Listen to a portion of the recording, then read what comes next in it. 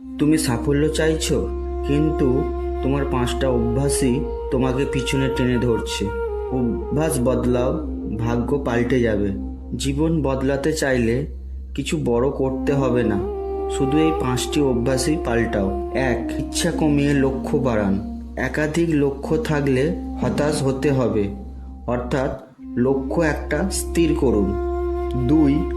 সময়, লক্ষ্যের উপরে প্রতিদিন নির্দিষ্ট টাইম ধরে সময় দিন বা কাজ করুন।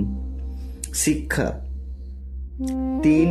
শিক্ষা, প্রত্যেক দিন নিজের লক্ষ্যবস্তুর উপর শিক্ষা, দক্ষতা ও জ্ঞান অর্জন করুন। 4. অলসতা, যখনের কাজ তখনই করে নিন। ভালো লাগছে না বা কাল করব এই কথাটি বলবেন না। 5. সঙ্গ দোষ, যেমন মানুষের সঙ্গে মেলামেশা করবেন তেমনই হয়ে উঠবেন। চেষ্টা করুন সফল মানুষের সঙ্গে মেলামেশা করতে। বিস্তারিত জানতে চাইলে চ্যানেলে বড়। ভিডিওটা ভালো লাগলে লাইক অ্যান্ড সাবস্ক্রাইব করে দেবেন আর কমেন্টে আপনার মতামত জানাবেন।